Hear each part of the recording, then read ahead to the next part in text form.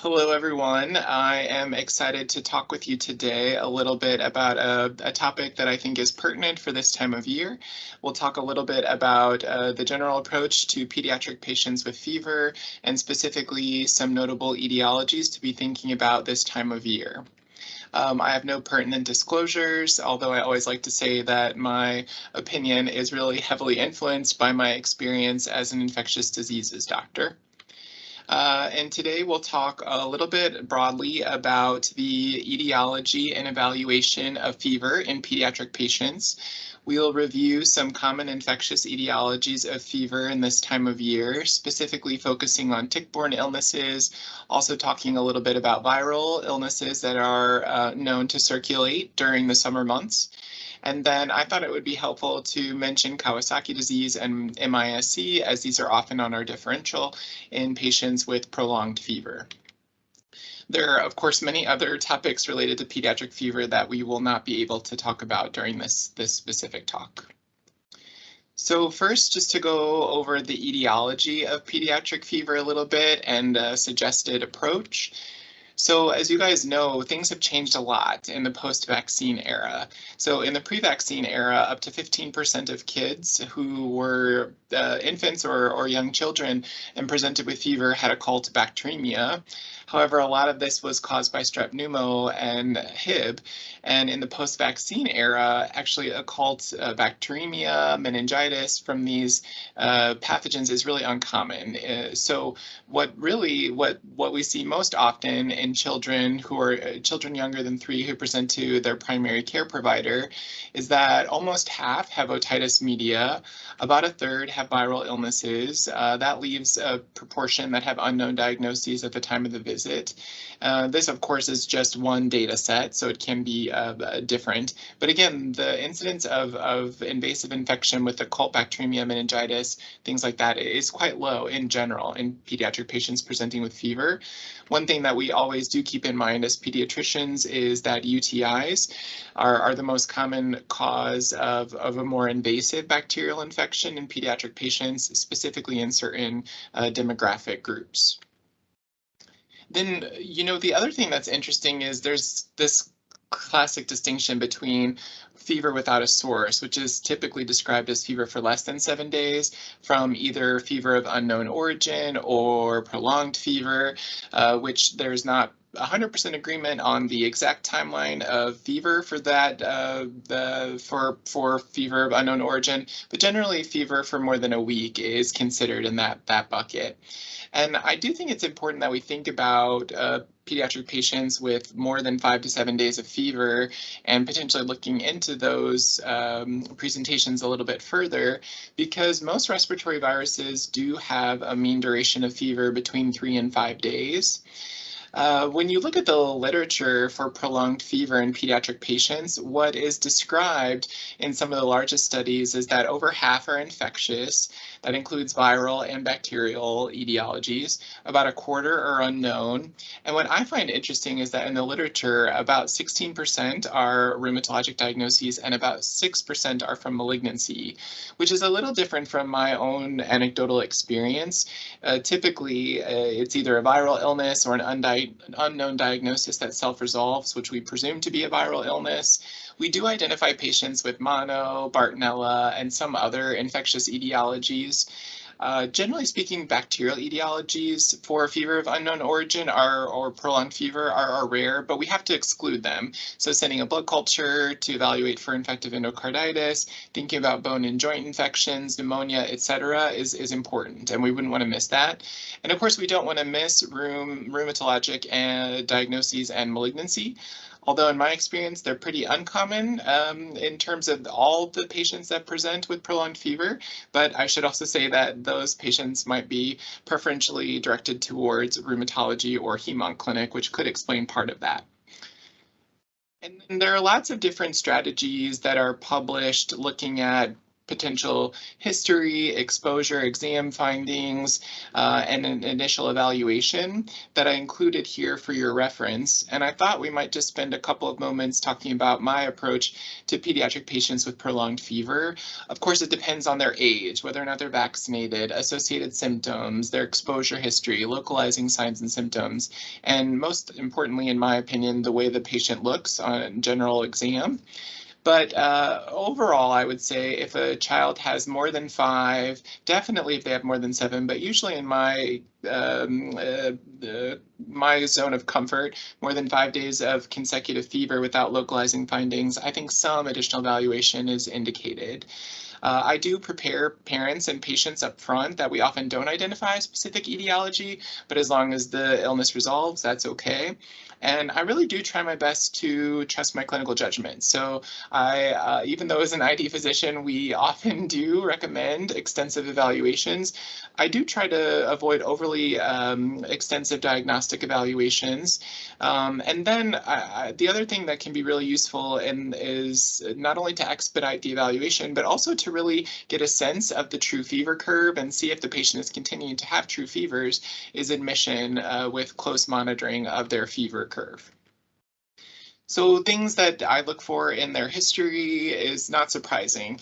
I look for localizing signs and symptoms like rash, joint findings, GI symptoms, respiratory symptoms, not only because they might identify an infectious source, but they also might point us in another direction like a rheumatologic or a diagnosis or inflammatory bowel disease. Always want to specifically look for and ask about features of Kawasaki disease because they can appear over time. Things like weight loss are of concern. You always want to review their general medical history. And then in terms of social and exposure history, there are things that I always ask about when thinking about prolonged fever. So travel anywhere outside of our immediate region. Freshwater exposure is really important this time of year because it expands your differential diagnoses a lot. I just call this outdoor exposure, but really trying to get a sense of if they live or play or spend time in wooded areas or out in the country living on several acres, just to see if they may be at risk for tick exposure. Thinking about animal exposures in general, and that ranges from house pets to stray cats to farm animals. And you want to specifically ask about cat exposure because it's often not until the third way that you've asked that people are like, oh yeah, there were some stray kittens that we adopted for a week 2 months ago. And then you're thinking more likely this is Bartonella than when they previously said, no cat history. Thinking about unpasteurized dairy, undercooked meat, any TB epi links, and then depending on the age, you would want to, of course, ask about a sexual history and substance abuse history, although you'd probably pursue an evaluation for example, STI testing regardless, because as you all know, adolescents are not always willing to disclose all of their risk behaviors. On exam, it's really just a good comprehensive physical exam to look for any features suggestive of either an infectious or autoimmune rheumatologic process.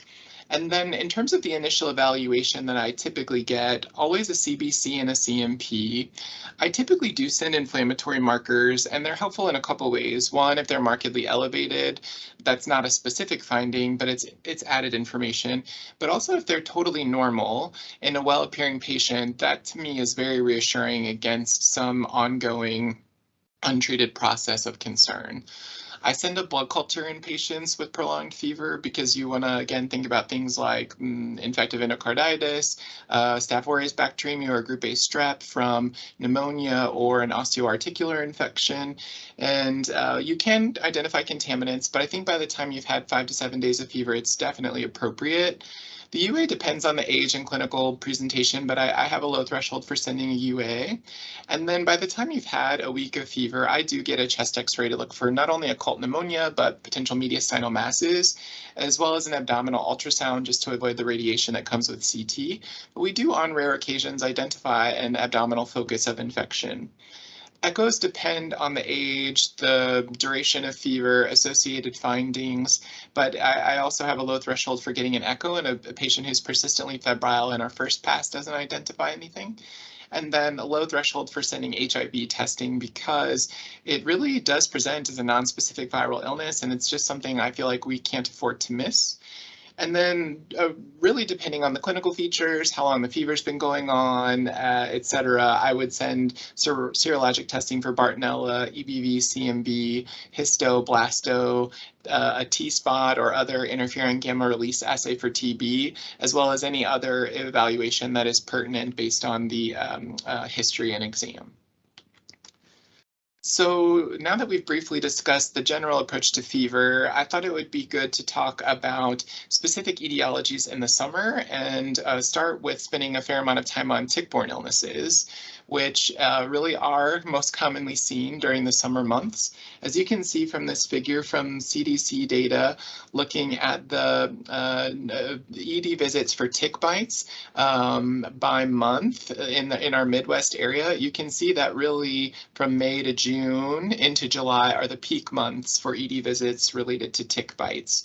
So this is the time when we're seeing ticks. And looking at those same data by age, you can see that young kids actually are fairly commonly seen in the ED for tick bites in the summer.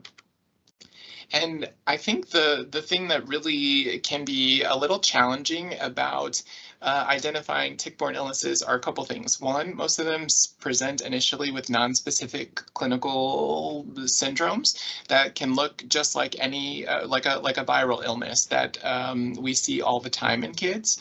And the other thing is that some of these ticks are so small. You can see from these pictures that it would be really challenging to identify a tick of this size on your body, as well as they're really efficiently transmitted in some cases from your household pet to a human.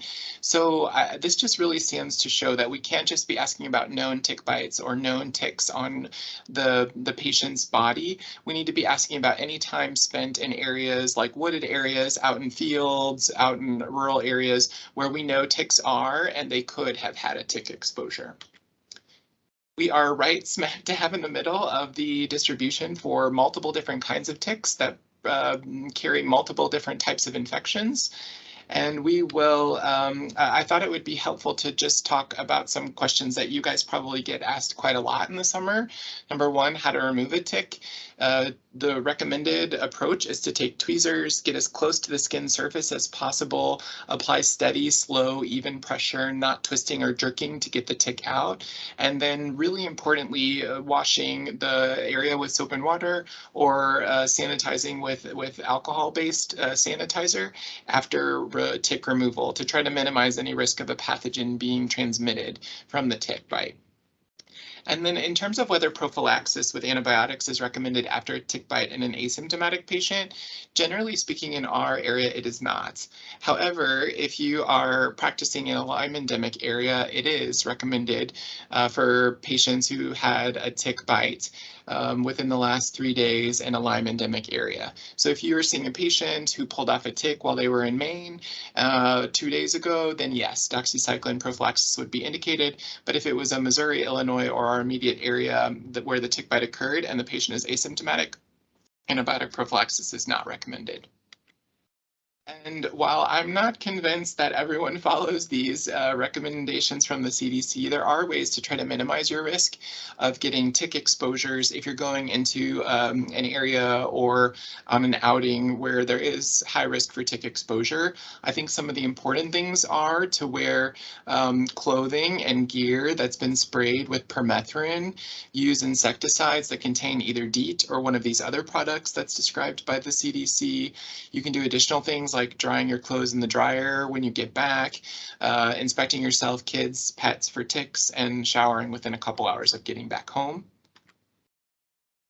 And, you know, just to talk about the infections that we really see across the country and specifically in our region. So there are about 50,000 cases of tick-borne illnesses that are reported to the CDC each year. That's definitely an underestimate by what is demonstrated here, where almost 500,000 people are diagnosed and treated for Lyme disease alone. So this is clearly an underreporting of all the tick-borne illnesses that we actually see clinically. But in our region, the numbers 1, 2, and 3 are ehrlichiosis, Rocky Mountain spotted fever, or spotted fever group rickettsial illnesses, which we'll talk about in a moment, and tularemia. So our most common tick-borne illness in our region is ehrlichiosis, which really presents with a non-specific pattern that's similar to viral illnesses: fever, malaise, headache, myalgias, some GI symptoms. Skin rash is seen overall in about a third of patients, but it is seen more commonly in children, and it can be polymorphous. It can be petechial, it can be maculopapular, it can cause diffuse erythroderma, kind of like you might see with toxic shock. And importantly, it can cause multi-system organ injury. You can have respiratory involvement, GI system involvement, meningoencephalitis. And if untreated, it can progress to multi-system organ failure, acute illness, and even death. Especially there's this association between patients who are being treated with Bactrim or some other sulfa drug having more severe Ehrlichia presentations. So I usually am a little bit reticent to prescribe Bactrim, especially in the summer, because of this, as well as just the known side effect profile of Bactrim. In terms of lab findings with ehrlichiosis, the classic finding is leukopenia, although you can have a normal white blood cell count. You also commonly see thrombocytopenia, transaminase elevation, hyponatremia, as well as these morulae within monocytes. But that's not a 100% sensitive finding, the morulae. Where we see it in the United States is really right around us. You can see Missouri, so the darker the color on the map, the higher the density of Ehrlichia infections each year. And the other thing that's important to show is that it's really May through July where we see the most Ehrlichia infections, but you can see it any time of year. January, December, we occasionally have a December infection every couple of years. And the other thing that's important to know about ehrlichiosis is that we just need to have a high index of suspicion and low threshold for treatment, because if you do not treat patients with tick-borne illnesses, they are at risk for progression to more severe illness and potentially even death. What we've seen locally, so this is the positive Ehrlichia test in our lab every 2 weeks over time, and this goes from January to January. So you can see where these typically cluster are, just like with the national data, really in the mid-summer months. So far this year, we've only seen a couple, but we anticipate in the next several weeks, we'll start to see an uptick in Ehrlichia diagnoses. In terms of diagnosis, PCR is actually the diagnosis of choice rather than serology. It's quite sensitive in the first week of illness, but it's also important to start treatment while you're awaiting the result. Number one, you don't want to delay therapy because earlier initiation of treatment is associated with better outcomes. And there are also just many other tick-borne illnesses that we don't have great testing for. So even a negative Ehrlichia PCR test, you may still be quite suspicious of a tick-borne illness. And so doxycycline is the treatment of choice for really all of these infections. The duration of doxy is at least 3 days after resolution of fever and clinical improvement, and a minimum of 5 days. So it usually ends up being somewhere between 7 and 14 days total. And just to hammer this home, I think you guys are all well aware, but years ago, it wasn't the case that people were comfortable prescribing doxy in young kids, but doxy is the first-line treatment for suspected Ehrlichia or confirmed Ehrlichia in patients of all ages. This was really supported by a study that was performed on an American Indian reservation in Arizona, where 58 kids younger than 8 were treated with 1 to 2 courses of doxycycline, and none had tetracycline-like teeth staining that was identified. And when they compared those 58 children to over 200 controls who didn't receive doxy, there was no difference in terms of tooth shade or enamel changes. So it really is safe to use this in young kids. And while there are many, many potential other explanations for a nonspecific febrile illness, some of them, other than Ehrlichia, include other tick-borne illnesses, like viral illnesses such as Bourbon virus and Heartland virus, which have been described in our area and cause Ehrlichia-like presentations. They don't respond to doxycycline because they're viral infections, but it's just to show that there are many other mimickers of ehrlichiosis in our area, some of which are caused by ticks. Then in terms of the second most common tick-borne illness that we see in our region, it's Rocky Mountain spotted fever, which you guys know really is concentrated in our part of the world. So similar to the Ehrlichia map, the darker the shade of purple, the higher the density of RMSF diagnoses in that state. And over 60% of cases come from 5 states in this area, including Missouri. And the peak is May through August. So just like with ehrlichiosis, and we're getting into the time of year where we really need to be thinking about this diagnosis. And the early presentation is totally nonspecific. Classically, patients have fever and headache. They may have associated abdominal pain, GI symptoms, myalgias. And the rash, which is really the classic characteristic of RMSF, is usually not present until 2 to 4 days into the illness. So while the majority have a rash at some point, less than half have a rash during the first 3 days when they first present for medical care. So please keep this diagnosis on your differential, even if the patient has no rash on exam.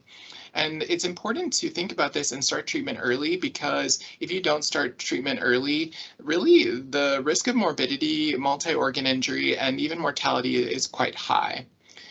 In terms of lab findings we see with RMSF, you can see a normal white blood cell count or a high white blood cell count.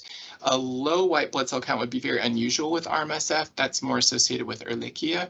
But otherwise, the lab findings are similar. So you can see thrombocytopenia, hyponatremia, and transaminase elevation.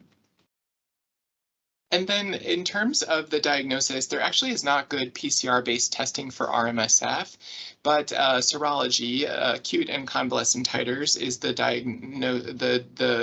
gold standard for diagnosis. So you want to get serologies at the time of presentation and then 2 to 4 weeks later. You treat with doxycycline and also a minimum 5-day course and 3 days after the fever resolves and there's evidence of clinical improvement. There really is no good alternative. So chloramphenicol is a second-line treatment, and if you can find it, you would be lucky. And I think we're all a little hesitant to use it. So really, doxycycline is the way to go, regardless of age, and it's safe based on the data that I showed before. And treatment usually responds within about 48 hours. So that's not 100% true, though. We've seen patients who have confirmed RMSF who have fever and other symptoms for over a week. But generally speaking, kids start to turn around within about 48 hours of starting treatment. In terms of outcomes, so severe disease is really associated with a few things. Most importantly, late treatment, as you can see by the table below, that the risk of ICU stay and death is really seen in patients who are started on treatment after day 5 of illness. So you really want to start treatment early on to have a better outcome. And then young kids are also at increased risk of mortality compared to adults. I think some of this is due to historical experience where people were a little more hesitant to start doxycycline. And I do believe that perhaps over time, as we're, having a lower threshold of starting doxy in young kids, maybe that will start to improve. And in addition to RMSF, there are other rickettsial species that are in the spotted fever group. Things like Rickettsia parkeri and other rickettsial species. And they cause really similar presentations to RMSF, but the difference is they're usually less severe. And they also have this possibility of causing an eschar at the site of the tick bite. That's different from RMSF, where you usually don't see any long-standing eschar or ulcer at the site of the tick bite. But in these other spotted fever group pathogens, you can see that. The diagnosis is also with serology. The serologies that you order for RMSF are often called spotted fever group serologies, so it really could identify any of these pathogens. And treatment is also with doxycycline. So the good news is you really don't have to know which one it is. You treat them all the same. And then moving on to our third most common third most common tick-borne illness in our region is tularemia. As you guys know, the classic association is with rabbits, although rodents can also be infected. In our area, the most common reason for exposure is from a tick bite, but you can get the most severe form, which is the pneumonic form, if, for example, a bunny is run over by a lawnmower and there's aerosolization of the Francisella, which can cause a really, really severe infection in people. So a couple things about tularemia. First, Missouri is usually number 2 or 3 in terms of the states with the highest number of cases. So Arkansas is number 1, but then it's between Oklahoma and Missouri, depending on the year. And there are multiple different manifestations, and they really, what manifestation you have depends on what the route of exposure was. So as I mentioned before, if you inhale aerosols from the lawnmower running over a bunny, you might see the pneumonic form. If you drink contaminated water, you might see an oropharyngeal form. And then if you have an exposure from a tick bite, you might see the ulceroglandular form or just the glandular form. The ulceroglandular form is an ulcer or eschar at the site of the tick bite with associated regional lymphadenopathy. That just occurs wherever the tick bite occurs, so it could be in the neck, but it could be elsewhere. And glandular is actually the most common form that we see in kids without the associated ulcer or eschar. Again, it's regional lymphadenopathy in the area where the tick bite occurred. And then if there is exposure to the eye, you can get this horrible oculoglandular form, which you should think about with severe conjunctivitis, especially with with an appropriate exposure history. Diagnosis is made one of 2 ways. Most commonly, it's actually serology, and you would send acute and convalescent titers, and a 4-fold or greater change in titers is indicative of or confirmatory of the diagnosis. The other way to identify the diagnosis is growth of Francisella tularensis in a clinical culture.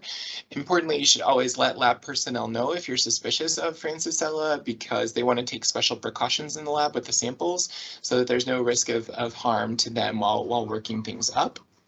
The recommended treatment of choice is streptomycin, although that's very hard to come by. So we often use IV gentamicin for more severe forms. If it's a milder, you're suspicious, let's say, of tularemia, and a patient has glandular tularemia and is overall well appearing, a course of Cipro or Doxy are reasonable starting points. There's a small case series which suggests better outcomes with Cipro compared to Doxy, so that's usually what we use, but either would be an option. And I thought it would be important to talk about Lyme disease, even though Missouri is not a Lyme endemic area, because we do get a lot of referrals in ID clinic for Lyme disease. And I imagine you also see patients in your offices who may have complaints or concerns about Lyme disease.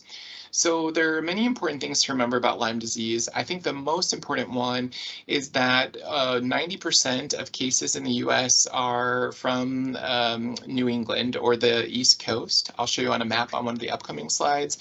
And much less commonly, but still seen, is infections that occur in Wisconsin and Minnesota. And then there's a little bit of debate, but some people believe that you can be exposed to Lyme disease in California as well. But importantly, Missouri is not a Lyme endemic area, neither is Southern Illinois. And the other thing that's just like these other tick-borne illnesses is that we really see the highest number of infections from May through August. So summer is the time when we would see most Lyme disease cases. This map, I think, brings home the point I was trying to make on the previous slide. The vast majority of cases occur in the upper East Coast, New England. There's definitely some in Minnesota, Wisconsin, a little bit in Michigan.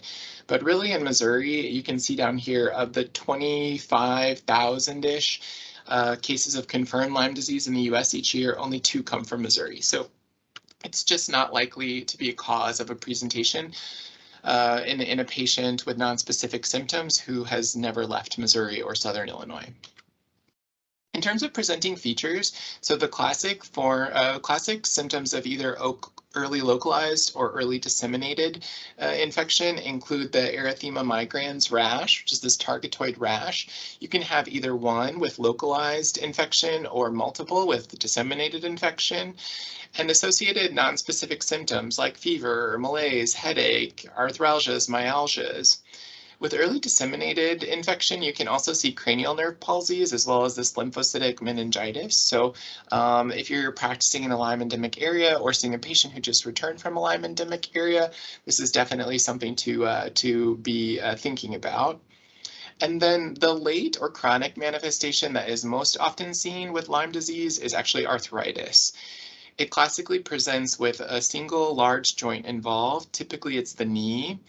And it occurs in up to 60% of untreated individuals. So it really is a reason why we should be treating patients with Lyme disease acutely to try to avoid this more chronic complication. There are some neurologic and encephalomyelitis manifestations that are very rare manifestations of previous Lyme disease. But really, Lyme arthritis is the complication that we see most commonly. This just sort of brings that point home. So the erythema migrans rash is the most common manifestation. Lyme arthritis is seen in about 30-ish%, even higher if a patient is untreated, and other manifestations are much less common. And the other thing that I think is really important to know is that Lyme disease is really a challenging diagnosis to make. So if you have joint fluid, you can send a Lyme PCR test. That's a pretty easy test to interpret. If you send a skin biopsy from a skin lesion, you can send it for culture. But really the diagnosis is made most often with two-tiered antibody testing or serologic testing. And it's important to know that the result of both tiers are really critical. So first you start with a screening antibody test, which can be either an EIA or an IFA. And if that test is negative, the patient does not have Lyme disease, you stop. If that screening result is positive, then you go to the second tier labs, which classically are Western blots, although more recently a second EIA is permitted. It would be a different EIA than used in the first step. And you only can confirm the diagnosis if both the first screening test was positive and the second confirmatory test is positive. And for example, when interpreting the Western blot tests, it's specific band types of IgM and or IgG that have to be present. So it really is a little bit challenging and nuanced to make the diagnosis, and I would encourage you to please reach out with any questions, because I've seen patients who are diagnosed with Lyme disease, but when reviewing the test, it's actually clear that the serologic testing was negative. In terms of treatment, like with most other tick-borne illnesses, doxycycline is the first-line therapy, but an alternative is amoxicillin, which is commonly used in pediatric patients. So doxy or amox is the treatment for most manifestations of Lyme disease.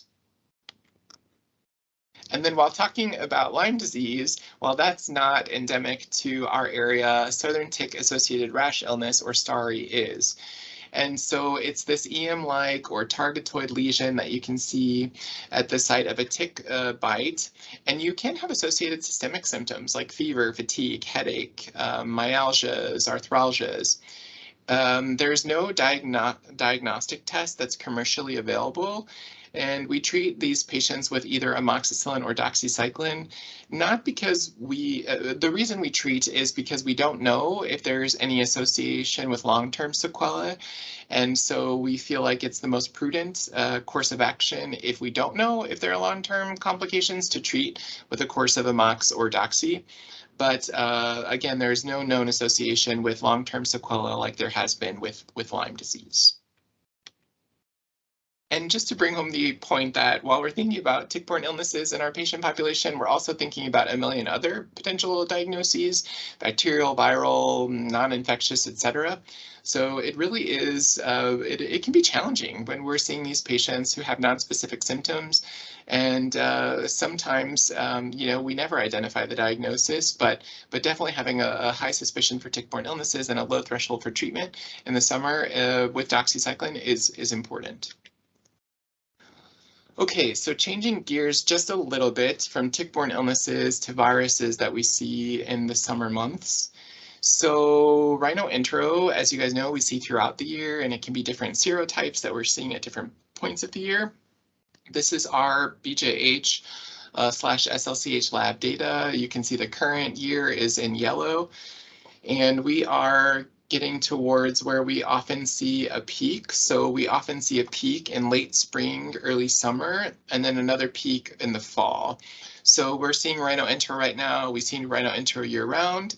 And we also know that depending on the serotype that's circulating, we can see different manifestations, which range from herpangina to hand, foot, and mouth, to this horrible eczema coxsackium, which really looks for all the world like eczema herpeticum, to just really a fever, rash, illness, potentially associated with hepatitis. So it's something that we do see, and specifically in the summer months, this is one of the viruses that's fairly common.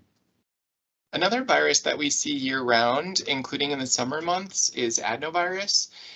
This is the same type of figure like we just looked at for enterovirus, and you can see that we are seeing a fair amount of adenoviral activity. This season. It's a little higher than what we've seen in some seasons, but not dramatically higher, but definitely something to think about in a fever, rash, illness. And it has a range of manifestations as well. This is one of the viruses that really can totally mimic Kawasaki disease. It can cause fever for 7 days, sometimes up to 10 days. That would be more of an anomaly, but prolonged fever, that's high fever can be seen, respiratory symptoms, pneumonitis, conjunctivitis, you name it, you can see it with adenovirus. And so it's something that we really do think a lot about in patients with prolonged fever, especially if the rest of their symptoms are compatible. And then while these are not, the next couple are not viruses that we typically associate with summer months, last year we saw RSV in the spring and summer, and that was really related to changes that were brought on by social distancing and masking measures during the pandemic the year prior. We have not seen much RSV activity recently, and we saw very little during our typical RSV season over the winter. So we're not seeing a ton right now. I hope it stays that way, but it's hard to know how long it's going to take us to get back to our sort of typical respiratory viral patterns. And a somewhat similar story could be said of influenza. There was, for 1 year during the pandemic, we saw almost no flu activity. And this past year, we did see some influenza A, but not at the same levels that we would see during in previous seasons, during the typical influenza season. And we're still continuing to see a bit of influenza past the time we would typically see flu in most respiratory viral seasons. So it's just to say that there are other viruses that you may not always associate with summer months, but we kind of have to think about currently, just based on how things have changed over the past couple of years. And then the last respiratory viral illness that we'll mention is COVID-19. We have seen the highest peaks in fall to winter months over the past couple of years, but we've also seen surges, as you guys know, in the summer or fall, like the Delta surge, and we've seen cases throughout the year and are currently seeing an uptick in cases in our region. So it's definitely something that we're seeing right now and we'll likely see over the summer. To what extent, I'm not sure. This figure shows the BJC-wide testing data for kids younger than 18 by month since the beginning of the pandemic. And you can see that the biggest peaks have been in the late fall to winter months, but we've also seen peaks in, summer months like the Delta surge. And we're seeing a much smaller or lower activity than we were seeing during the initial Omicron surge, but are still seeing some COVID-19 currently. You can see that better on this weekly. So it's the same data, but instead of by month on the previous slide, it's by week. And you can see that we had really, really low numbers of positive tests. That's the orange bar and the number at the bottom, and percent positivity in kids tested for COVID-19 in, early March through early April. But over the past few weeks, we have started to see an increase in positivity. It's not anywhere near where it was at the time of the initial Omicron surge, but definitely creeping up. We have not seen an associated increase in hospitalizations due to COVID-19 over the past few weeks. This top figure, the figure on the top left, is the number of patients with COVID-19 who are hospitalized at any BJC hospital over time. And this is where we were at the peak of Omicron with, over 650 patients admitted, but now we're down to like 38, which is really, really quite low. And the top right just shows which BJC hospital the patients with COVID-19 are admitted to. You can see only one was at Children's, and at Barnes there were only 17, there were over 200 at the peak of the Omicron surge. So definitely not seeing lots of hospitalizations due to COVID-19 right now. And this is another way of showing this down at the bottom. So this is the number of kids admitted to Children's by week.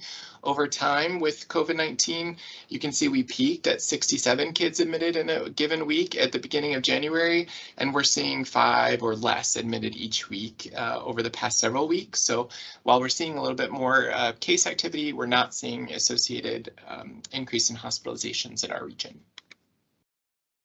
I thought I'd share this most recent data about the strain types that we're seeing in our region. So the figure at the top left reflects BJC lab specific data in terms of the variants that we're seeing, and it's primarily BA2 right now. The top right is CDC data showing the whole Missouri region, which includes 5 other states. So that also shows that we're seeing mostly BA2. And then this is Missouri data from Walgreens testing at the bottom right, and also showing that we're seeing mostly BA2 right now. So that's the predominant circulating strain, and is what we think is leading to this slight increase in cases we've seen over the past few weeks. And to round out the viral section of our discussion, I think really missing acute HIV is something we should never do. And I think that it's really impressive to see the presenting features of acute retroviral syndrome or acute HIV infection. They're so nonspecific. Fever, fatigue, myalgia, skin lesions, headache, pharyngitis, cervical adenopathy, all things you'd see with any other viral illness. And you can see lab findings like leukopenia, atypical lymphocytosis, thrombocytopenia, transaminase elevation, even AKI, but not always. And I think this is really striking to see that over half of patients with acute HIV are missed during their first evaluation because they're diagnosed with a viral illness, which they have, but it's just something that we should always have at the forefront of our minds. And I think this statistic is also really impressive, that while overall the number of youth cases has gone down over the past 5 years, and the most recent year that we have data from, which is 2018, 21% of all new HIV diagnoses were in kids or young adults aged 13 to 24. So it's just something we have to think about, especially because we know that teenagers really do engage in high-risk behaviors and may not be willing to disclose that when we ask them about it in our office visits. So definitely something to be thinking about. It's easy to test for, and I just explained to patients and families that while my suspicion is fairly low, I think that it is my duty as an infectious disease doctor and a pediatrician to test you for HIV, and it's a blood test just like we're sending blood for everything else. And I've not had people object to that testing. And then, okay, so change gears just a little bit and round things out. We'll talk briefly about MIS-C and Kawasaki disease. These are also things that we get asked about a lot, think about a lot, and really don't want to miss. So, as you remember, it was not too long after the COVID-19 pandemic began that people started to see these patients who presented with this features that overlapped with toxic shock or Kawasaki disease. Some people call it Kawashocky disease. It was pretty clear that it was happening, you know, a couple weeks after there were increases or surges in COVID-19 infections. So seemed to be some sort of association between the two. And ultimately, it's been coined as multisystem inflammatory syndrome in children, or MIS-C. You can see that the diagnostic criteria are actually very nonspecific. So fever, inflammation, it does require hospitalization. So I think that's important. And at least what we've seen in our hospital, is that patients with MIS-C are ill. It's not a subtle thing. It's not a kid presenting with no fever and a rash. Like it's not a subtle diagnosis. I do acknowledge that we probably don't know the full spectrum of MIS-C, but really this is the cohort that we're focusing on. They should have multi-system organ involvement, and that could be mucocutaneous or gastrointestinal or renal or cardiac, pulmonary. Some of these kids are really, really ill. There should be no alternative diagnosis that is identified, and you have to have evidence of recent COVID-19 infection. In terms of what we've seen across the US, over 8,000 kids have been reported to the CDC and met the definition. The median age is 9 years, although there's a bit of a range, from kids who are quite young to kids who are in their teenage years. There is a predominance of male cases, and there's an overrepresentation in patients who are Hispanic or Black. And there have sadly been 68 deaths related to MIS-C across the country. And I like this figure at the bottom right the CDC maintains on their website. So the MIS-C cases are the blue lines, and the dotted black line are the COVID-19 cases in the region. And so what you can see is that for the most part, you would see this bump in COVID-19 cases, and then a little bit later, you'd see the peak in MIS-C. Same thing when you get here to Delta. There was this peak in COVID-19 cases, and then shortly thereafter, a peak in MIS-C cases. What was really interesting during this Omicron surge in January-ish is that we saw a peak in MIS-C cases at the same time in January, early February, but it hasn't been sustained. We would have expected to see this huge peak in MIS-C cases extending after that, and we haven't seen that and don't really understand why that is. In terms of what we've seen with patients who have MIS-C, most, I think, dramatically to me, is that about 70% have no underlying condition. So that's different from the kids with severe COVID-19 who get hospitalized. They most often do have an underlying health condition.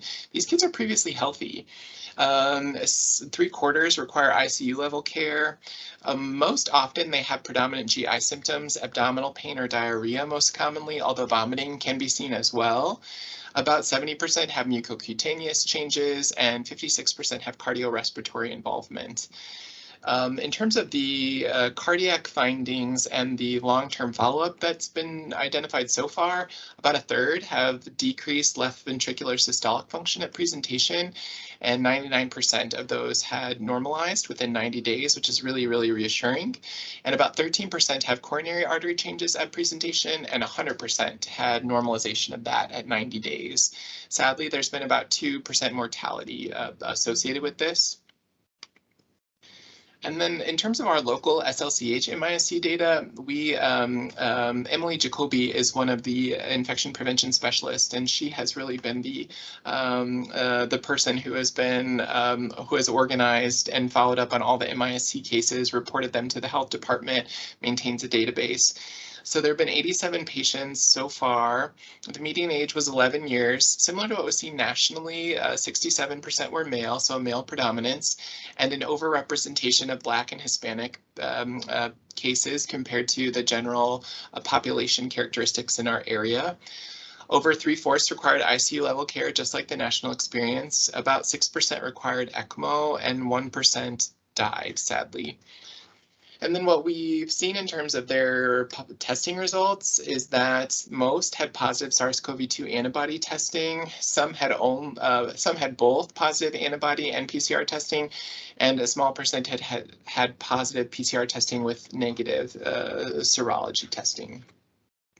And Emily created this figure that is similar to the CDC figure.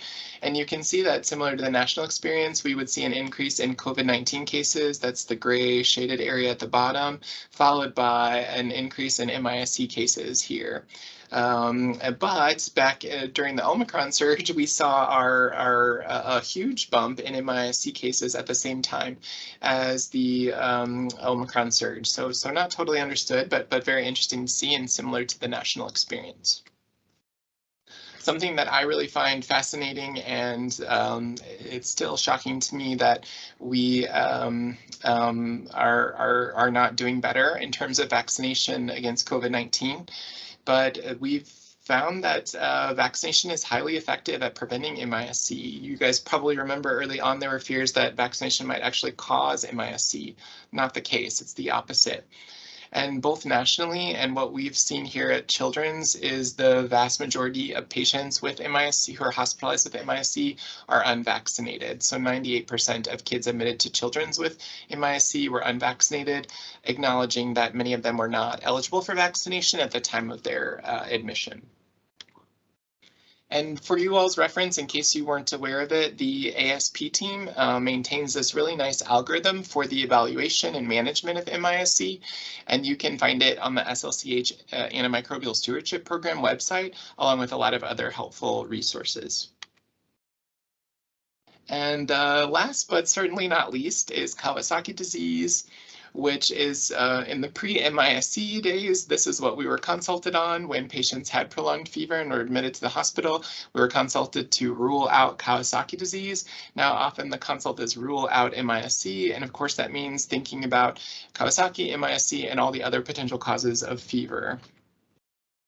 So you all know Kawasaki is the systemic vasculitis of a really unclear etiology that affects medium-sized vessels in particular. Patients in the US to be diagnosed need to have fever of 38.5 or higher for at least 5 days. And the 5 clinical criteria are conjunctivitis, which is the most highly conserved feature, cervical adenopathy, which is the least conserved feature, as well as mucous membrane changes, extremity changes, and rash. Those are the 5 clinical criteria. There are characteristic lab findings, which is why we send CBC, CMP, and UA testing when we're suspicious of this diagnosis. And the reason why we're always so preoccupied with this diagnosis and don't want to miss it and want to have a low threshold for treatment is that coronary changes can be seen in 20 to 25% of patients if they're untreated. Something that I find really, really fascinating about Kawasaki disease is that really we don't know much more about this diagnosis or the management of it than they did, 50 years ago when Dr. Kawasaki first described a cohort of patients with mucocutaneous lymph node syndrome. And when you review his original papers, it's fascinating to see because he really maps out when you would see adenopathy and then when conjunctival injection rash, oral mucous membrane changes appear, and then when you see more of the skin changes. It's just really an amazing article that he wrote back in 1967, and little has changed since then, which I just find really, really fascinating. Of course, what we do know is that, excuse me, treatment with IVIG by day 10 of illness is associated with a decreased risk of development of coronary artery changes, which is why we really want to see kids who've had 7 or more days of fever, especially if they have any of the other features. But even if they've just had 7 days of fever, we need to start thinking about this as well as other etiologies and considering treatment if we don't have a better explanation for the diagnosis by day 10. Interestingly, the outcomes are pretty good in patients with coronary changes due to Kawasaki disease, even those with really profound coronary changes. So in the largest series that we have from patients admitted over a long period at Boston and San Diego with Kawasaki and associated coronary changes, coronary artery aneurysm regression occurred in 3/4 of patients, and major cardiac events were really rare, seen only in 5% of patients. So the good news is is number one, we can hopefully prevent them in the first place with treatment with IVIG. And number two, the long-term outcomes are pretty good, even in patients who have coronary artery changes. So we covered a lot of ground today, but hopefully it was a helpful review, not only of how we think about kids with fever, especially in the summer months, as well as just thinking more specifically about the tick-borne illnesses we see in our area in the summer, how important it is to ask not only about known tick bites, but just potential exposures to ticks, as well as early treatment with doxycycline. That there are other viruses that we see all year round, including during the summer months, and also that MIS-C and Kawasaki disease are things that we're very much thinking about, even regardless of the time of year, and that we want to have those high on or have a low, high index of suspicion and a low threshold for treatment. So thank you guys very much. Here's my contact information, and please feel free to call or email me with any questions. Thank you.